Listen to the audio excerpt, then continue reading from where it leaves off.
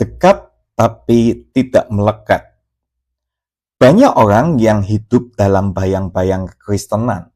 Mereka bisa hadir di gereja, mendengar firman, bahkan melayani. Tetapi mereka tidak sungguh-sungguh melekat kepada Tuhan Yesus Kristus. Nah, salah satu contohnya adalah Yudas Iskariot. Yudas Iskariot adalah contoh tragis dari seseorang yang sangat dekat dengan Yesus, tetapi ternyata hatinya tidak benar-benar terikat kepada Yesus. Saat ini kita akan merenungkan sebuah renungan yang akan menolong kita membedakan antara kedekatan lahiriah dan kelekatan rohani. Kita akan belajar dari Yohanes pasal 13 ayat 21 sampai yang ke-30. Kita akan melihat di ayat 21 terlebih dahulu.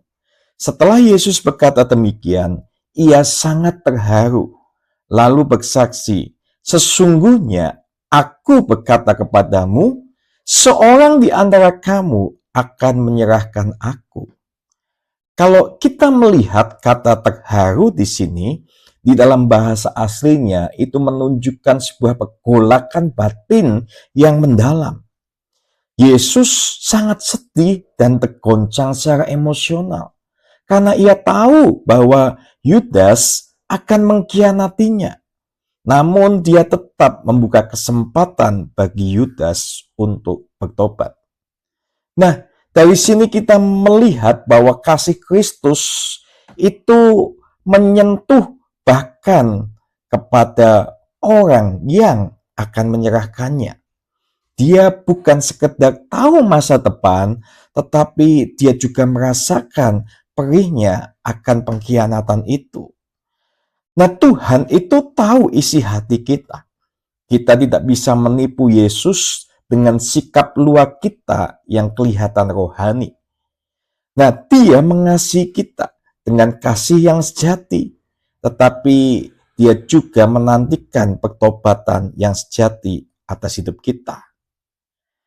Kalau kita bisa melihat, kalau ada seorang ibu yang tahu anaknya akan meninggalkannya dan membuat pilihan yang buruk mungkin, namun saat makan malam terakhirnya bersama, sang ibu tidak mencaci anak itu, tetapi hanya menatap dengan mata yang berlinang, berharap anak itu berubah pikiran. Seperti itulah Yesus pada waktu itu, Bapak Ibu Saudara. Nah, kita lanjut di ayat 22 sampai 25. Murid-murid memandang seorang kepada yang lain. Mereka ragu-ragu siapa yang dimaksudkannya. Seorang dari murid Yesus, yaitu murid yang dikasihinya, bersandar dekat kepadanya di sebelah kanannya. Para murid bingung. Tidak seorang pun mencurigai Yudas. Nah, ini menunjukkan bahwa Yudas memiliki penampilan luar yang sama rohaninya dengan murid-murid yang lain. Bahkan murid yang paling dekat dengan Yesus, yaitu Yohanes, itu harus bertanya langsung kepada Yesus. Dari sini kita melihat bahwa kedekatan secara sosial, pelayanan, atau pengetahuan tentang kerohanian tidak menjadi jaminan keselamatan. Hanya mereka yang memiliki relasi pribadi yang hidup dengan Kristus, yang melekat dalam iman dan kasih yang aman, itulah yang akan menjadi sebuah keselamatan. Maka dari itu, periksa hati kita. Apakah kita sungguh-sungguh bersandar kepada Yesus atau hanya terlihat saja seakan-akan dekat dengan Dia?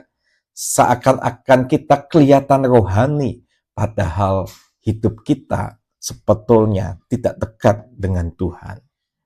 Nah, kita mau lihat di ayat 26 sampai 27a. Jawab Yesus, dialah itu yang kepadanya aku akan memberikan roti sesudah aku mencelupkannya.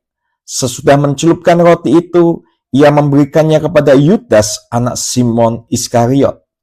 Dan sesudah Yudas menerima roti itu, ia kerasukan iblis. Dalam tradisi Yahudi, mencelupkan roti dan memberikan kepada seseorang itu adalah tanda kehormatan dan kasih. Nah, Yesus memberi tanda ini kepada Yudas, bukan sebagai hukuman, tetapi sebagai ajakan kasih yang terakhir. Tapi Yudas menolaknya. Jadi pemberian roti yang adalah simbol kasih dan persekutuan itu, Yudas itu dikatakan di situ menerima memang secara lahiriah, tapi menolak secara batiniah. Saat itulah ia menjadi kerasukan iblis.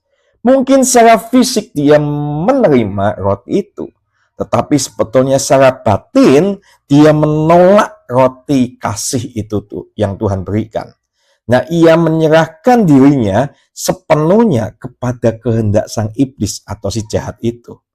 Maka dari itu Bapak Ibu Saudara, jangan pernah remehkan pemberontakan batin. Meskipun kita masih berada di sekitar mungkin gereja, komunitas rohani, tapi mungkin hati kita itu bisa menolak Kristus. Nah, itu akan membuat ruang bagi kuasa gelap masuk dalam hidup kita. Nah, bayangkan seseorang pasien diberi obat oleh dokter sebagai kesempatan terakhir untuk hidup. Tapi pasien itu membuang obatnya karena merasa tahu lebih baik. Akibatnya penyakit itu berkembang tanpa penghalang. Begitu pula dengan yang namanya dosa. Saat kita tidak mau untuk membuka hati untuk Tuhan, tapi malah membuka hati bagi yang jahat, dosa itu akan berkembang atas hidup kita. Nah, kita mau lihat di ayat 27b sampai 29. Maka Yesus berkata kepadanya, "Apa yang hendak kau perbuat, perbuatlah dengan segera." Tetapi tidak ada seorang pun di antara mereka yang duduk makan itu mengerti apa maksud Yesus mengatakan itu kepada Yudas. Perintah Yesus bukan dorongan kepada Yudas untuk berkhianat, Bapak Ibu Saudara, melainkan pertanyaan tragis. Yudas telah menetapkan hatinya. Yesus menyerahkan Yudas kepada pilihannya. Para murid tidak mengerti, menunjukkan bahwa rencana pengkhianatan itu tersembunyi dalam relasi palsu yang dibungkus dengan kepura-puraan. Nah, Bapak Ibu Saudara, Tuhan tidak memaksakan pertobatan. Dia menawarkan kasih-Nya, tetapi jika kita tetap menolaknya, Ia akan menyerahkan kita kepada keputusan hati kita sendiri. Seperti Yudas, pada waktu itu Tuhan bertanya, itu karena Tuhan memberikan pilihan kepada Yudas dan memberikan keputusan sepenuhnya kepada Yudas. Dan setiap kita tahu bahwa kita bukan manusia yang diperintah seperti robot, tetapi kita punya kehendak dari kita sendiri. Dan kehendak kita itu akan berujung atau menghasilkan sesuatu tergantung apa yang kita pilih, Bapak Ibu Saudara. Nah, kita akan lihat di ayat yang ke-30. Kalau kita melihat di situ dikatakan, maka waktu itu Yudas itu keluar dan pada waktu itu hari sudah malam. Kalimat ini syarat makna. Secara fisik memang malam telah tiba, tetapi secara rohani Yudas telah masuk ke dalam kegelapan yang ia pilih sendiri. Ia meninggalkan terang, yaitu Yesus itu, dan berjalan dalam malam kegelapan rohani yang mengantar pada kematian kekalnya. Nah, Yudas meninggalkan perjamuan kasih dan memilih jalan kegelapan. Pilihan itu membawa konsekuensi tragis. Sekali ia keluar, tidak ada catatan bahwa ia pernah kembali. Bapak Ibu Saudara, jangan pernah abaikan saat-saat anugerah ketika firman Tuhan menyentuh hati kita. Saat kita meninggalkan Kristus, bisa dimulai mungkin dari langkah kecil. Tapi jika kita terus-menerus kita mengabaikan teguran atau nasihat dari firman Tuhan, maka bisa jadi tidak ada jalan untuk kembali. Mungkin kita bisa melihat sebuah ilustrasi kalau seorang pemuda menolak lampu senter pada saat tersesat di hutan malam. Ia merasa tahu jalannya. Beberapa langkah pertama tampak mudah, tapi tak lama ia terjerumus ke jurang dan tidak bisa naik kembali. Itulah kehidupan kita yang saat tidak mau mendengar yang teguran Tuhan atau mungkin firman Tuhan, dan kita akan masuk ke dalam jurang maut itu, Bapak Ibu Saudara. Dari sini kita bisa membuat sebuah kesimpulan bahwa kedekatan fisik bukan jaminan keselamatan. Yudas adalah murid Tuhan yang hadir dalam setiap Tuhan melayani, tetapi ia tidak selamat. Maka dari itu, kita sebagai orang Kristen harus melekat kepada Kristus melalui iman yang hidup. Dan yang kedua, kasih Yesus terus ditawarkan bahkan kepada pengkhianat. Sampai detik terakhir Yesus tetap memberi tanda kasih kepada Yudas. Tapi ternyata dia menolaknya. Dan percayalah, sampai saat detik ini pun Tuhan memberi tanda kasih kepada kita semua. Apakah kita tetap akan menerima atau menolaknya, Bapak Ibu Saudara?